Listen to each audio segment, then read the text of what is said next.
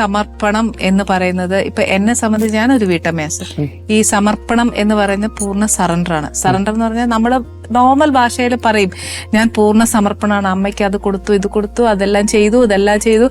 എന്നാലും ഒരു മനുഷ്യ തലത്തിൽ ഒരു പിടി ബാക്കിലോട്ടാണ് അല്ലേ ആ സമർപ്പണം പറഞ്ഞാൽ പോലും. പൂർണ്ണ സമർപ്പണം നമ്മൾക്കൊന്നും ഇല്ല, നമ്മ ബിഗ് സീറോ എന്നുള്ള പൂർണ്ണ സമർപ്പണമായിരിക്കണം അല്ലെ. അത് ശരിക്കും നമ്മൾ അതിലേക്ക് അതിനൊരു ക്ലാസ് എങ്ങനെയാ സാർ നമ്മൾ പറഞ്ഞു കൊടുക്കുന്നത്? സിമ്പിൾ ആയിട്ട് ഞാൻ പറയാവുന്ന ഒരു എക്സാമ്പിൾ ഉണ്ട്. വീണ്ടും ഗുരുവായൂരപ്പന്റെ കാര്യം പറഞ്ഞ ചേച്ചി തോന്നുന്നത് ഈ ദ്രൗപദിയുടെ ഈ വസ്ത്രം എടുക്കുന്ന സമയത്ത് ഈ വലിച്ചുകൊണ്ടേ ഇരിക്കുകയാണല്ലോ. അപ്പൊ ഒരു പോയിന്റ് എത്തുമ്പോൾ ഏകദേശം തീരാറായി. അപ്പൊ ആ പോയിന്റിലും ദ്രൗപദിയുടെ കയ്യിൽ ഒരു പിടുത്തുണ്ട്. ഈ പിടുത്തം കയ്യിൽ പിടിച്ചിട്ടാണ് അത്ര ഭഗവാനെ വിളിക്കുന്നത്, കൃഷ്ണ രക്ഷിക്കണേ എന്നുള്ളത്. ആ സമയത്തൊന്നും ഒരു വസ്ത്രവും ഒന്നും വന്നതായിട്ട് കാണുന്നില്ല. ആ അവസാനത്തെ തുണി ഇങ്ങനെ കീറി കൈന്റെ ഭാഗത്ത് നിന്ന് ഇങ്ങനെ കീറി കീറി കയറി പതിയെ പോകുന്ന കാണുമ്പോഴാണ് രണ്ട് കൈയും വിട്ട് മുകളിലേക്ക് ഉയർത്തിയിട്ട് ദ്വാരകാവാസിൻ എന്ന് വിളിക്കുന്നത്. അപ്പോഴാണ് ഭഗവാൻ വരുന്നത്. അതുവരെ നമുക്കൊരു തോട്ട് ഉണ്ട്, എന്റെ ഈ കയ്യിലിരിക്കുന്ന ബലം കൊണ്ട് ഇതെനിക്ക് സാധിക്കും എന്നുള്ളത് അല്ലെ. ഐ മീൻ ആ പിടുത്തം അവിടെ ഉണ്ടെങ്കിൽ ഈ കഷ്ണം കൊണ്ട് എന്റെ മാനം രക്ഷപ്പെടുന്ന ദ്രൗപദിക്ക് ഒരു തോന്നലുണ്ടായിരുന്നതാണ്. ഏതോ ഒരു നിമിഷത്തിൽ ഇനി ഭഗവാനല്ലാതെ എനിക്ക് ആരും ഇല്ലാന്ന് തോന്നുമ്പോഴാണ് എന്തും വരട്ടെ എന്ന് വെച്ചിട്ട് രണ്ട് കൈയും മുകളിലേക്ക് വെച്ചിട്ട് ഗോവിന്ദ ദ്വാരകാവാസിൻ എന്ന് വിളിക്കുന്നത്.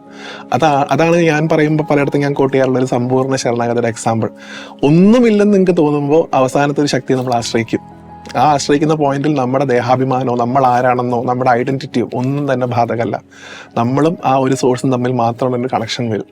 അതിനെയാണ് സമ്പൂർണ്ണ ശരണാഗതി എന്ന് ഞാൻ പൊതുവിൽ പറയാറുണ്ട്. അതിനെ ആയിക്കൊള്ളുന്നില്ല. ഞാൻ എപ്പോഴും ഈ സമർപ്പണം എന്നൊരു വാക്ക് വരുമ്പോൾ ശരിയാണ്, നമ്മളൊരു മനുഷ്യതലത്തിൽ സാധാ ഒരു മനുഷ്യന്റെ ഒരു വീട്ടമ്മ എന്ന നിലയ്ക്ക് നമ്മൾ സമർപ്പണം എന്ന് പറയുമ്പോൾ ശരിയാണ്, രാവിലെ എണീക്കുന്നുണ്ട്, അമ്മയുടെ പൂജകൾ ചെയ്യുന്നുണ്ട്, അമ്മയ്ക്ക് എല്ലാം ചെയ്യുന്നുണ്ട്, വിളക്ക് കത്തിക്കുന്നുണ്ട്, എല്ലാം ചെയ്യുന്നുണ്ട്, അമ്മയ്ക്ക് പൂ വെക്കുന്നുണ്ട്. ഇതെല്ലാം ഇതാണോ സമർപ്പണം, അതല്ലയോ വേറെയാണോ സമർപ്പണം എന്നുള്ളതൊക്കെയാണ് നമ്മുടെ ഒരു പൊതുവിലുള്ളൊരു ധാരണയാണ്. നമ്മൾ ചെയ്യുന്ന ചില ആക്ട്സ് ആണ് സമർപ്പണം എന്ന് പൊതുവിൽ പറയാറുണ്ട്.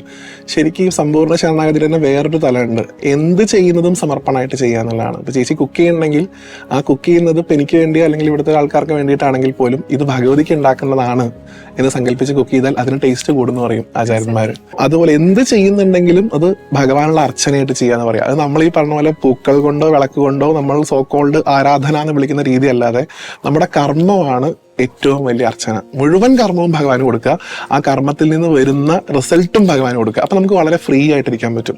ഇപ്പൊ നമ്മൾ എന്തെങ്കിലും ഒരു ആക്ട് ചെയ്തു, അതുകൊണ്ട് നമുക്ക് റെക്കഗ്നൈസേഷൻ കിട്ടി, ഒരു അംഗീകാരം കിട്ടി, ഭഗവാൻ ഇത് അവിടുത്തെ കാരണം കൊണ്ട് കിട്ടിയതാണ്, അങ്ങേക്ക് തന്നെ നമുക്ക് ഭയങ്കരമായിട്ട് കൊടുക്കുക. ക്രെഡിറ്റ് മാത്രമല്ല കല്ലേറും ഭഗവാൻ കൊടുക്കാന്നാണ്. അപ്പൊ നമുക്ക് ഫ്രീ ആയിട്ടിരിക്കാൻ പറ്റും. ഇപ്പൊ ഞാൻ തന്നെ ഇപ്പൊ ചില വീഡിയോസ് ഒക്കെ ചെയ്യുന്ന സമയത്ത് ഇതിങ്ങനെയല്ല, വളരെയധികം വിമർശനം വരുന്നു എന്ന് വിചാരിക്കുക. അപ്പൊ ഭഗവാൻ അവിടെ നിന്ന് പറഞ്ഞൊരു കാര്യം ഞാൻ പറഞ്ഞു, അതിന് എനിക്ക് ഇന്ന കാര്യങ്ങൾ കിട്ടുന്നുണ്ട്, ഇതും അവിടത്തേക്കുള്ളതാണ്. നമുക്ക് എപ്പോഴും ഒരു ഫ്രീ ആയിട്ടൊരു അപ്പൂപ്പൻ താടി പോലെ ഇങ്ങനെ പാറി നടക്കാൻ സാധിക്കണം എന്നുണ്ടെങ്കിൽ നമ്മൾ ഫുൾ ഫ്രീ ആയിരിക്കണം. നമ്മുടെ മനസ്സാകുന്ന പാത്രം ഒഴിഞ്ഞ പാത്രമാണെങ്കിലേ ഭഗവാൻ അതിൽ പാൽപ്പായസം വാങ്ങി തരും എന്ന് പറയാറുണ്ട് ഞാൻ.